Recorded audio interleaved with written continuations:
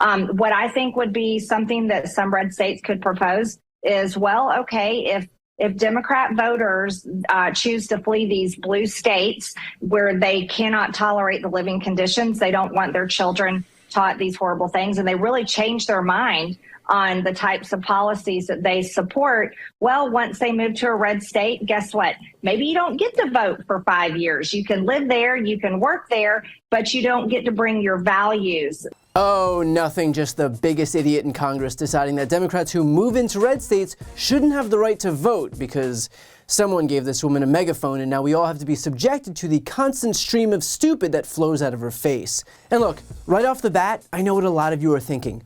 Why give her the airtime? Why give her the attention when that is clearly exactly what she wants? She's not doing this because she thinks that any of her ideas are actually going to come to fruition. She's doing it because she wants it to get picked up. And so why do her bidding? Here's my take on this. She is an extremist. The vast majority of this country can see how absurd her ideas are, and anyone with even a 4th grade education can see that she'd be hard-pressed to pass any basic civics test. For everyone other than those who mainline Tucker Carlson and Alex Jones, she is a crazy person. If that is who Republicans want to empower, then far be it from me to sanitize their party for them. If they want Marjorie Taylor Greene to be the face of that party, then I will happily do my part to make sure that every single person who watches this video knows that. To make sure that every single person knows that Republicans have decided to hand the keys of the kingdom to this lunatic. That this is who you're voting to support if you cast your ballot for Republicans. So with that said, if they want to make her the face of that party, then I will gladly highlight the best talent the GOP apparently has to offer and let you know what the person with the biggest megaphone on the right is advocating. And right now, it's that you shouldn't have the right to vote if you're a Democrat. I mean, my God, it doesn't get any more stupid and less American than that. And yet, at the same time, this is what you get when there's no longer any pretense that you stand for anything other than outright fascism. I'm old enough to remember when Republicans at least pretended to care about democracy and the Constitution and the rule of law. Fast forward to today, they are inciting insurrections and straight up saying that you shouldn't have the right to vote if you're a Democrat. To say that the GOP has fallen from grace is honestly the understatement of the century. And to be clear, this is something that Marjorie Taylor Greene is leaning into. She also took to Twitter writing, "We need a national divorce, we need to separate by red states and blue states and shrink the federal government. Everyone I talk to says this, from the sick and disgusting woke culture issue shoved down our throats to the Democrats' traitorous America Last policies, we are done." Yeah, just some casual treason from the mouthpiece of the party that still likes to brand itself the Party of Lincoln. Not sure how much more mileage Republicans are going to get on that one now that their most famous representative in Congress is quite literally advocating the polar opposite of what Lincoln was known for. And of course, she got a ton of media coverage, leading her to doubling and tripling and quadrupling down with tweets like this one. Quote, "People saying national divorce is a bad idea because the left will never stop trying to control us literally make the case for national divorce. We don't want a civil war, we're not surrendering, we're tired of complaining with no change and want to protect our way of life." Now, this whole thing is drowning in so much delusion that I'm surprised she can catch her breath. But here's what I think is the most telling part. She says that Republicans want to protect their way of life. Only, here's the thing. No one is stopping Republicans from living exactly how they want to live. Republicans are trying to ensure that other people can't get abortions. Republicans are trying to ensure that other people can't get married if they're in the LGBT community. Republicans are trying to ensure that other people can't read the books that they don't like. The GOP knows that there's no threat to their way of life. They're just upset that they're not able to impose their way of life onto everyone else. That's the issue here. What they're doing is projecting because they don't want anyone else to have the freedom to live differently from the way that they live their lives. And if you don't believe me, the next time you encounter one of these people, ask them what they've lost, because the answer is nothing. And just to build on that, I'm not sure if Marjorie Taylor Greene knows anything about the state she lives in, but it is represented by 2 Democratic senators and just voted for Joe Biden, a Democrat, in the last election. So I know that she thinks she'll be part of Team Secession, but she's in for a pretty rude awakening when she wakes up and her state is still part of the United States of America.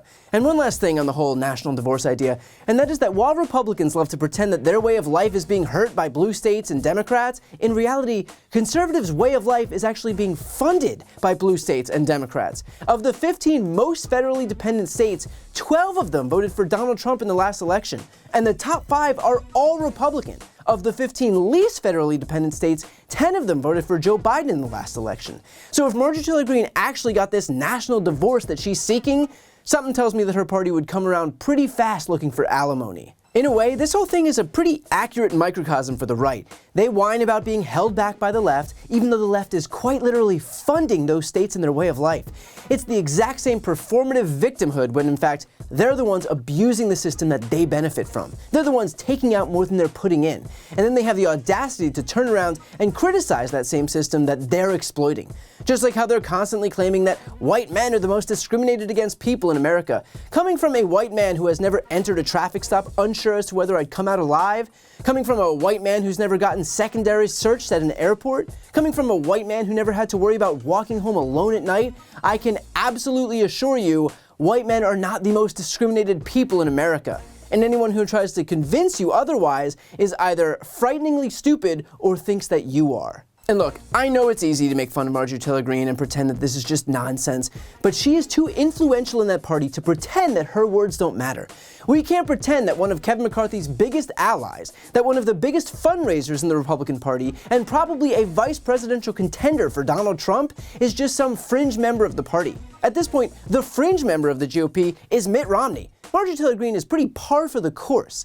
Democrat Pete Aguilar posted a tweet that I think sums up pretty perfectly the situation we're in right now. He said, Marjorie Taylor Greene fueled the January 6th insurrection. Kevin McCarthy nominated her to the Homeland Security Committee. Greene says she wants a national divorce. McCarthy refuses to condemn her. McCarthy is playing with treasonous fire. I mean, just think about that for a moment. This is someone who helped incite the insurrection, who by her own admission attended a planning meeting for January 6th.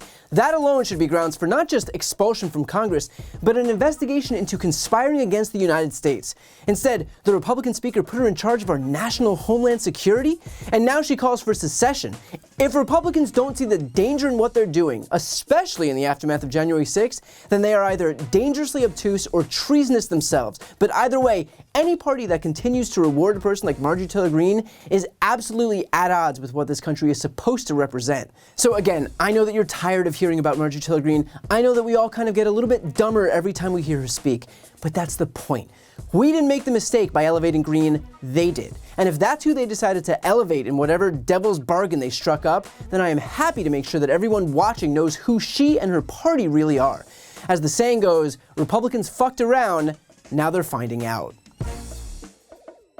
Before you go, if you enjoyed this video and want to see more, please make sure to subscribe to my channel. You can click the thumbnail right here on this screen. And if you want to support my work even further, the best way is to subscribe to my podcast, No Lie with Brian Tyler Cohen. There you can check out my interviews with major players in the world of politics, including President Biden, Vice President Kamala Harris, Pete Buttigieg, Elizabeth Warren, Katie Porter, Jamie Raskin, and so many more. Plus other interviews that live exclusively on the podcast. That link is also right here on this screen, or just search No Lie with Brian Tyler Cohen wherever you listen to podcasts.